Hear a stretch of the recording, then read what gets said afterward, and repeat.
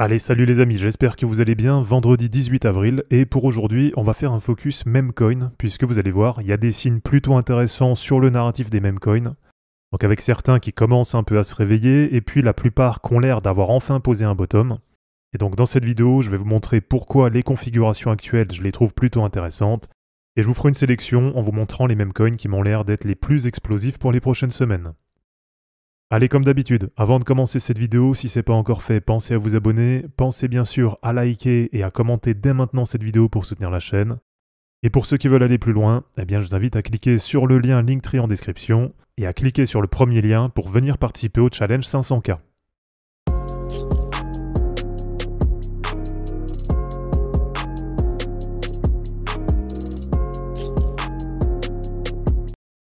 Alors, nos amis les memecoins, c'est vrai qu'ils ont pas mal corrigé là ces derniers mois, avec sur la plupart vraiment des grosses corrections. Donc là, si je vous prends déjà parmi les meilleurs, parmi les plus capitalisés, on avait eu par exemple Dogecoin qui avait pris à peu près moins 75%.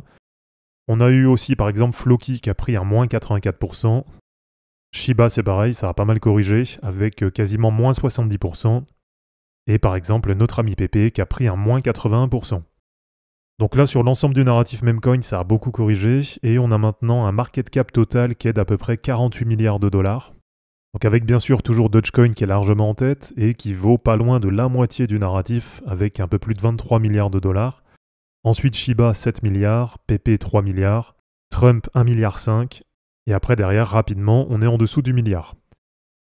Donc parmi le narratif des memecoins, on a toujours une répartition qui est quand même bien en faveur des chiens, avec les chiens qui représentent 33 milliards de dollars sur les 48 milliards de dollars au total. Donc là, ça doit faire pas loin de 75% de dominance pour les memecoins de chiens. Et on a toujours, je vous rappelle, le narratif des memecoins de chats, et un narratif qui, moi, m'intéresse beaucoup, et je vais vous remontrer ça après, parce que sur le cycle actuel, alors ça dépend bien sûr des phases, mais on a quand même des phases assez explosives qui sont plus en faveur des chats qu'en faveur des chiens. Donc là aujourd'hui c'est pareil, ça a bien corrigé du côté des memecoins de chat, avec un market cap total qui est aujourd'hui d'1,5 milliard de dollars. Donc là c'est plus de 15 fois inférieur à ce qu'on a sur les chiens. Et on a aujourd'hui Popcat qui est leader du narratif avec à peu près 230 millions de dollars de market cap. Ensuite on a Mew qui est à 208 millions de dollars. Et on a Mog qui est aujourd'hui à 173 millions de dollars. Donc là globalement on le voit, on a des très grosses corrections sur l'ensemble du narratif des memecoins.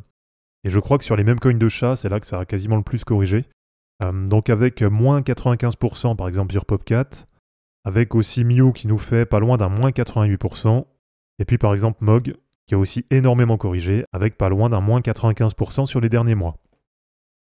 Alors du côté de la tendance, sur l'ensemble des memecoins, là on a quand même des éléments qui sont plutôt intéressants, avec par exemple sur Dogecoin, voilà, une bonne bougie là qui nous montre bien qu'on a potentiellement enfin trouvé un bottom, avec aussi bien sûr d'autres signes qui montrent qu'on est sûrement proche d'un bottom, donc avec notamment ce RSI hebdo là qui vient de toucher un point bas sur le cycle, avec aussi par exemple ce repli en hebdo sur la moyenne mobile 100 et la moyenne mobile 200 hebdo.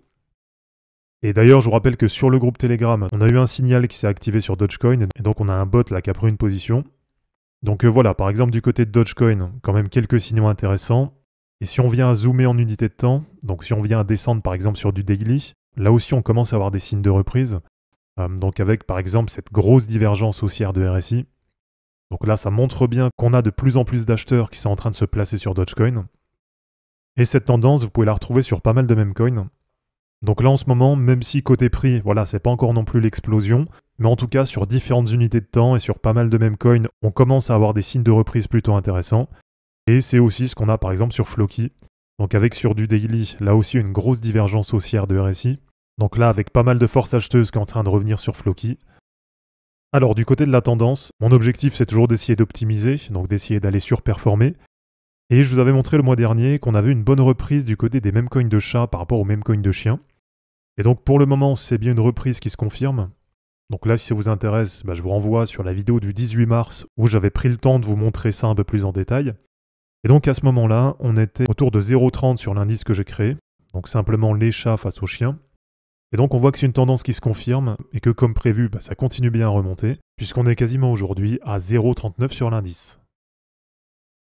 Et allez, pour terminer, je vais vous montrer actuellement les 5 memecoins qui me paraissent les plus intéressants, et donc en vous montrant pour chacun les objectifs qu'on va pouvoir viser à court terme, moyen terme. Donc avec déjà bien sûr en premier lieu Dogecoin, puisque comme je vous l'ai dit, on a eu un setup d'entrée qui s'est confirmé, et donc on a un bot qui a pris une position en trading dessus. Là, le premier niveau qui peut être intéressant, ça va être à peu près sur 0,20. Donc là, juste au-dessus de la dernière bougie, qui avait vraiment été une grosse bougie de correction. Et puis en deuxième TP, donc éventuellement, si vous voulez viser un peu plus haut, eh bien vous pouvez viser ce retour sur les 0,618 de Fibo, donc autour de 0,23$. Eh bien ça pourrait vous faire pourquoi pas un plus 30% pour le premier objectif, et à peu près du plus 50% pour le deuxième TP sur Dogecoin. Alors deuxième memecoin là qui me paraît intéressant, c'est du côté de Floki. Et donc là déjà ce qui me paraît intéressant, eh bien, ça va être de viser un retour sur la Tenkan hebdo, vers à peu près 0,0075. Donc ça va être vraiment pour moi le premier niveau qui va être intéressant. Et puis donc sur du 3 jours, eh bien là on voit qu'on a ce niveau qui est très clairement défini. Donc là ça fait un niveau autour de 10 070. Et donc en termes de potentiel, eh bien pour le premier objectif, là c'est quasiment comme sur Dogecoin, donc ça fait à peu près du plus 35%. Et pour le deuxième objectif, ça peut faire à peu près du plus 80% sur Floki. Allez, troisième memecoin là qui me paraît intéressant. Et là, je vous ai déjà donné le plan de trading dans une dernière vidéo. Donc cette fois-ci, c'est sur Popcat. Donc là, ça va cibler un peu plus sur les chats. Puisque comme je vous l'ai montré, on a bien ce mouvement haussier, donc ce mouvement de reprise, de surperformance, qui est en train de se confirmer du côté des chats contre les chiens. Et donc là, du côté de Popcat, eh bien, on a un premier niveau qui est intéressant autour de 0,39$.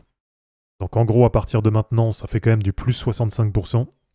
Un deuxième niveau qui est intéressant vers 0,46. Donc là, ça fait à peu près du plus 95%. Un troisième niveau qui est intéressant vers 0,57$. Donc là, ça fait environ du x2,5 par rapport à maintenant. Et puis pour le dernier objectif, ça fera un objectif autour de 0,70$. Et donc à peu près du x3 par rapport à maintenant. Allez, un autre memecoin qui est intéressant, sur lequel il y a aussi des bons signes de reprise. Donc là, c'est du côté de Mew. Pour moi, là, ça me paraît assez cohérent de mettre un premier TP sur ce niveau. Et ensuite, pour l'objectif suivant, ça va être d'essayer de viser un retour sur la moyenne mobile 200 daily. Donc bien sûr, c'est un niveau qui va bouger, c'est un niveau qui est mobile.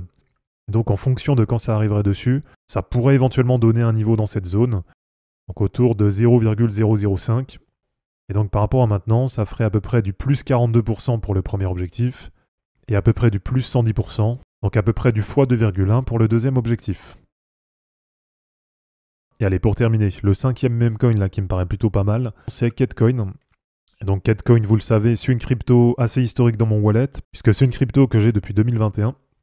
Donc cette position sur Ketcoin, si vous la prenez, c'est une position qui est plus anticipée que les autres, donc qui est moins avancée en termes de retour de force acheteuse. Donc forcément, là, en termes de risk-reward, ça va être plus intéressant. Et donc du côté du prix, on est aujourd'hui à 873, et on pourrait viser un premier niveau vers 1567. Donc en gros, par rapport à maintenant, ça ferait à peu près du plus 77%. Et pour le deuxième niveau, là ce qui me paraît assez intéressant, ça va être de viser à peu près entre la Kijun Hebdo et un test d'entrée dans le nuage. Et donc en termes de potentiel, entre x2,8 et x3,2 sur la position. Donc voilà, merci à tous d'avoir regardé cette vidéo, j'espère en tout cas que ça vous aura plu. Comme d'habitude, pensez à vous abonner, à liker et à commenter cette vidéo pour soutenir la chaîne. De mon côté, je vous mets tout ça en ligne et je vous dis à bientôt. Ciao.